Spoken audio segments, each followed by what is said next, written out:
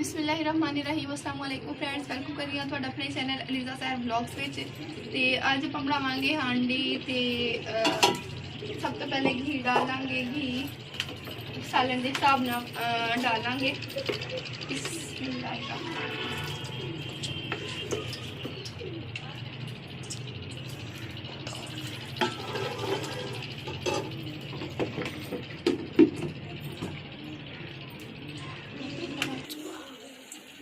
प्याज से इन्हों कट लिया सीगा, घी विच डाल लिया वा। हुण प्याज डालांगे, तड़का बना लांगे।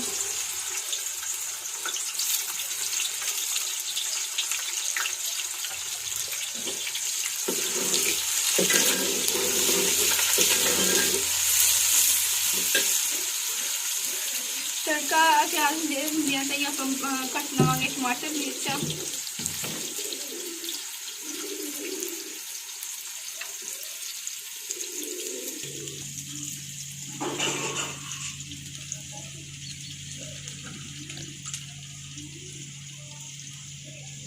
टमाटर कट लांगे तो मिर्चा भी कट लांगे।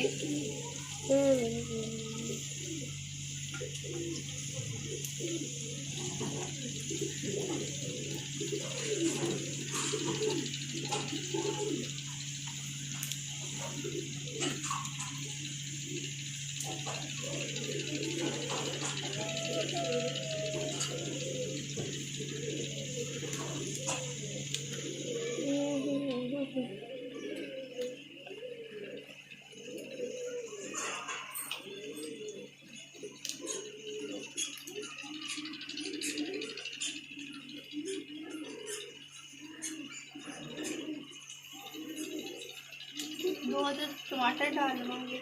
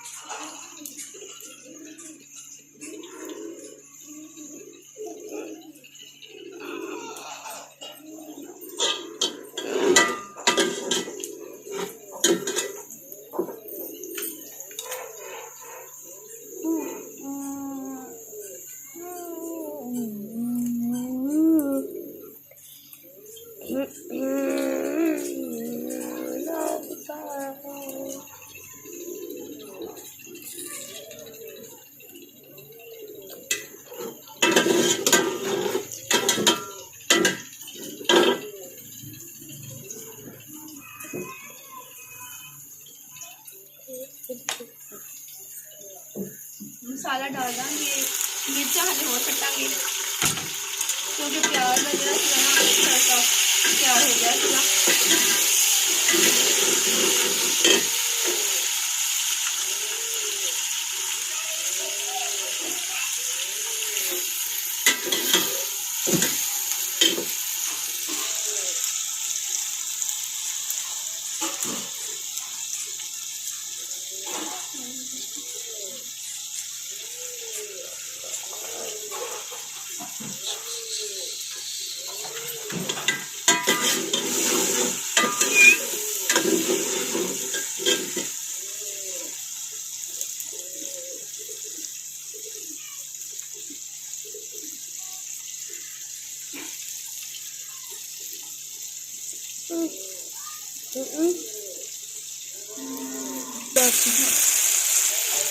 अदरक पाउडर का आधा चम्मच डाल देंगे।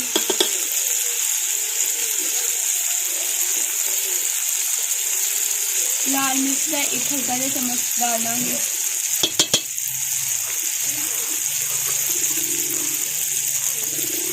हल्दी का आधा चम्मच डालेंगे।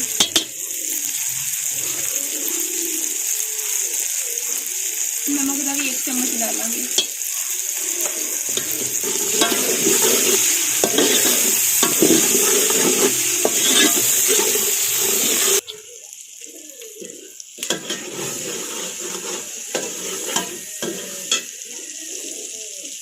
आधा गिलास पानी डालेंगे।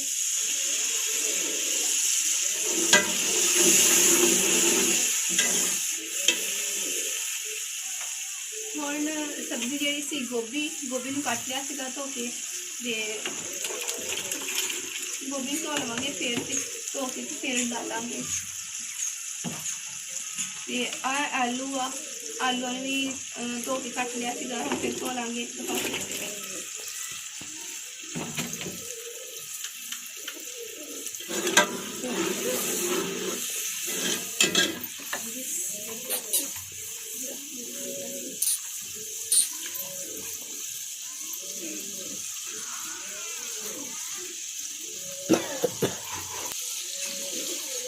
और सब्जी में डाल लांगे हांडी विच।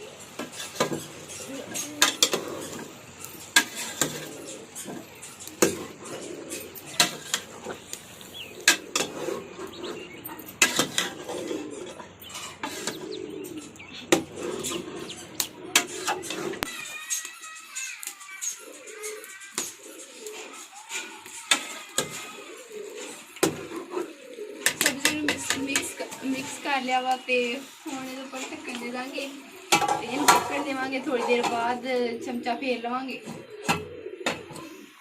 ते फिर तुहानूं दस्सांगी। हांडी नूं 2-3 दफ़ा देखिया सीगा ते भुज गई आ हांडी। हुण इहदे विच मसाले वगैरह डाल दांगे।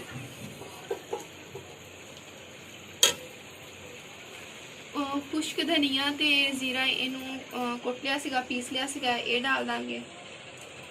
बहुत अच्छा जायका हुंदा मसालियां नाल भी, खुशबू बहुत सोहनी आंदी आ।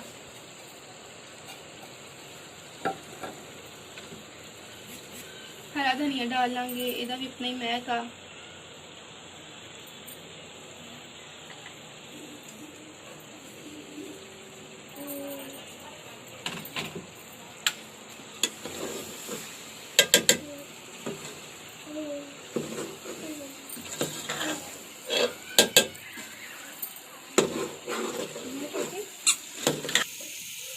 देखो हांडी भुज गई है, बहुत सोहनी माशाल्लाह बनी है। साफ कर ला धीमी धीमी आंच से जो भुजन लगी सी हांडी उदों धीमी धीमी आंच से पकन दिता ते इस वजह तो बहुत सोहनी भुज गई है। ते हुण इहनूं सर्व कर लांगे।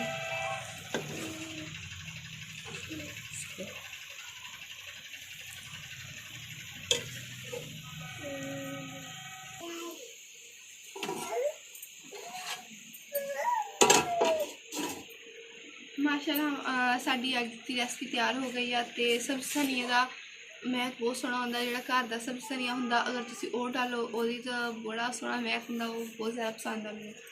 ते ए देखो जी डिश कितनी ज़बरदस्त बनी आ, मज़ेदार, बहुत सोहनी खुशबू आ रही है। आलू गोभी के पराठे भी बनाए जाते, वो भी बड़े मज़ेदार बन गए आ। तो उम्मीद कर रही हूँ कि तुहानूं मेरी अज की वीडियो अच्छी लगी होएगी। अगर अच्छी लगी है तो लाइक कमेंट करके जरूर दस्सियो। तो हो सके जो फ्रेंड्स न्यू आ मेरे चैनल को सबसक्राइब जरूर करियो। तो अगर हो सके तो वीडियो जरूर शेयर कर दियो, थोड़ी बहुत ज़्यादा मेहरबानी होएगी।